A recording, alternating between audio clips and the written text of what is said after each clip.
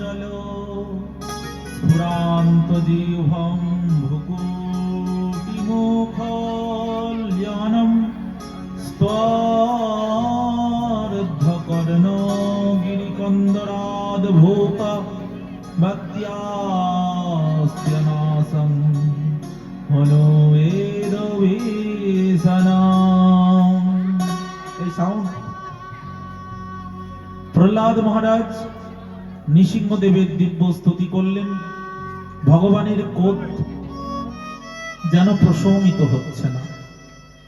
নৃসিংহ ভগবান এইবার প্রহ্লাদ মহারাজের পিতা হিরণ্যকশিপুকে যেমন করে গরুর তার শিকার করে তেমন করে ঠিক প্রহ্লাদের পিতাকে ধরে নিজের জানুতে বসালেন, আর জানুতে বসিয়ে আর তাকে বধ করতে গেলেন।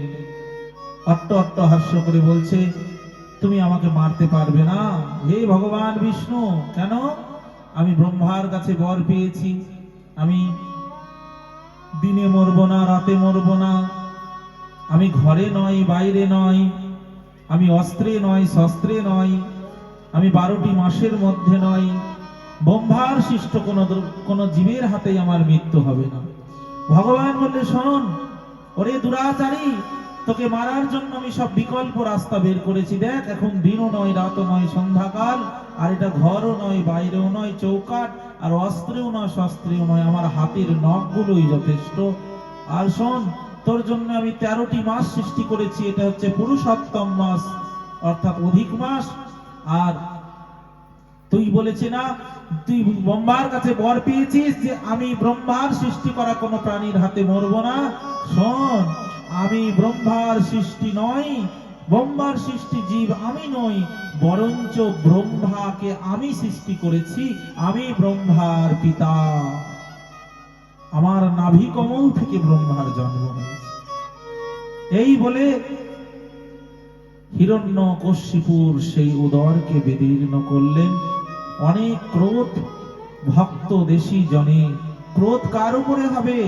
কাম কৃষ্ণ কর্মাপনে ক্রোধ ভক্ত দেশী জনে, যে হরি ভক্তের হিংসা করে, যে হরি ভক্তকে দেশ করে, এই রকম ব্যক্তির উপরেই ভগবানের ক্রোধ হয়। হিরণ্যকশিপুকে বধ করলেন। হিরণ্যকশিপুকে বধ করার পরেই প্রহ্লাদ মহারাজ আসলেন, ভগবানের স্তুতি স্তব আদি করে তাকে প্রশমিত করলেন। প্রহ্লাদ মহারাজ হাত জোর করে বললেন, প্রভু আমার পিতার সব অপরাধ আপনি ক্ষমা করে দিন। সঙ্গে সঙ্গে বলল, তথাস্তু। আর একটা নিবেদন, আর একটা আরজি প্রার্থনা। কি বলো প্রহ্লাদ? প্রভু, আমার যে পিতা দৈত্যকুল, এই দৈত্যকুলে জন্ম নিয়েছে, এই দৈত্যকুলকে তুমি উদ্ধার করে দাও। ভগবান বলল, সে কি করে সম্ভব? বলে, কেন প্রভু, তুমি দৈত্যকুলকে উদ্ধার করবে না? বলে, উদ্ধার করব কি, তোমার জন্মের সঙ্গে সঙ্গে এই দৈত্যকুল উদ্ধার হয়ে গেছে। যে কুলে হরিভক্ত সন্তানের জন্ম হয় তার সমস্ত কুলই উদ্ধার হয়ে যায়। শোনো প্রহ্লাদ, তোমার 3 কুলে 21 পিঁড়িকে আমি উদ্ধার করে দিয়েছি। পিতৃকুল, মাতৃকুল, শ্বশুরকুল, এই 3 কুলে যে 21 পিঁড়ি ছিল, এই সাত করে আমি উদ্ধার করে দিয়েছি। অতএব তোমার পিতা তোমার জন্মের সঙ্গে সঙ্গে হরি ভজনের প্রভাবে উদ্ধার হয়ে গেছে। কিন্তু প্রহ্লাদ, তুমি লৌকিক কর্ম করবার জন্য পিতার উদ্দেশ্যে শ্রাদ্ধ করো। ভগবান বলছেন শ্রাদ্ধ করতে। কেন? এখানে বোঝার বিষয় হলো এই, আমাদের সমাজে দেখবেন অনেক মানুষ আছে যে বাবা মা বৈষ্ণব হয়ে গেছে, তার জন্য তাকে আর কি করে, মরে গেলে সমাধি দিয়ে শ্রাদ্ধ করে না, মহাপ্রভুর ভোগ দিয়ে দিল, হয়ে গেল। কিন্তু না, শ্রাদ্ধ যদি কেউ গৃহস্থ ব্যক্তি হয় তাকে শ্রাদ্ধ অবশ্যই করতে হবে। সমাধি সবার জন্য নয়। যদি কেউ সংসার থেকে বেরিয়ে যায়, ত্যাগী হয়ে যায়, সংসারের মধ্যে না থাকে, তাহলে তার জন্য ত্যাগী বৈরাগী বিরক্ত বৈষ্ণব যদি কেউ হয়, তার জন্য এই বিধি।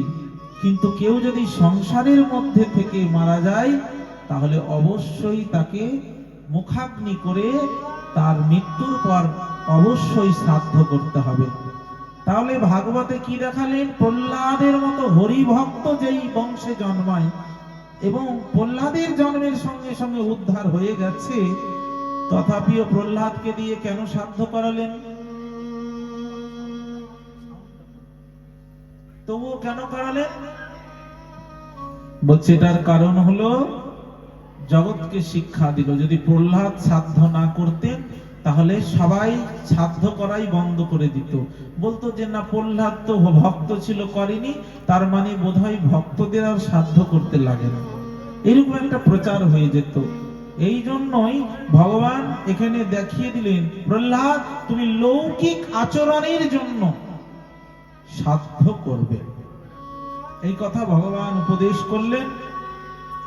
আর উপদেশ করে প্রহ্লাদ মহারাজকে অভয় দিয়ে প্রহ্লাদ মহারাজ ভগবানকে প্রণাম করে কৃতকৃতার্থ হলেন। এইভাবে এই ভগবান শ্রী বিষ্ণুর পূর্ণ কাহিনী কীর্তন করলেন ভাগবতে। আর এই চরিত্র গাথা কীর্তন করেছিলেন দেবর্ষি নারদ যুধিষ্ঠির মহারাজের কাছে।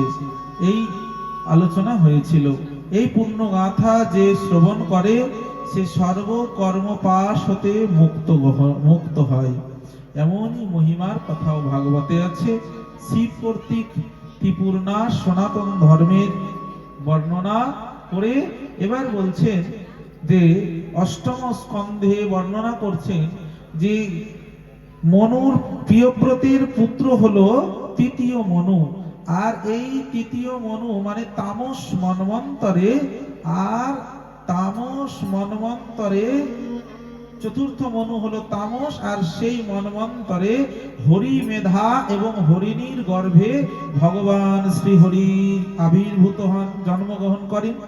একবার এক গজরাজ মানে হাতি জল খেতে সরোবরে নামলে সেইখানে হস্তিনীগণের সঙ্গে জলক্রীড়ায় মত্ত হয়, আর সেই সরোবরে ছিল একটা কুম্ভীর, সেই কুম্ভীরটা হাতির পা কামড়ে ধরে।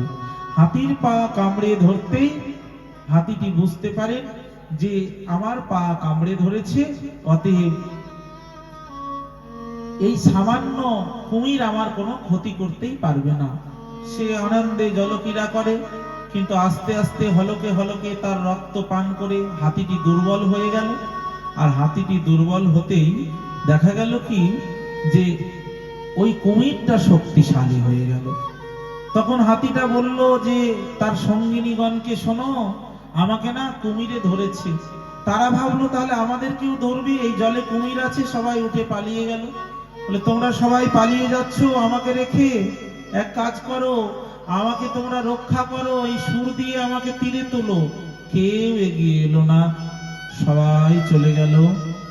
হাতিটা নিজেই চেষ্টা করলো নিজের উদ্ধারের, শত চেষ্টা করে যখন পারল না, আস্তে আস্তে মৃত্যুর দিকে ঢেলে যাচ্ছে। 1 বছর হয়ে গেল, হাতি আর কুমিরের লড়াই হলো, কিন্তু শেষে কুমিরটাই মৃত্যুর দিকে হাতিটাই মৃত্যুর দিকে চলে যাচ্ছে, তার দেহটাকে গভীর জলের দিকে নিয়ে যাচ্ছে। তখন হাতির চোখ দুটো জলে ভাসমান, সম্মুখে দেখল নীল পদ্ম ফুল, আর ওই পদ্ম ফুল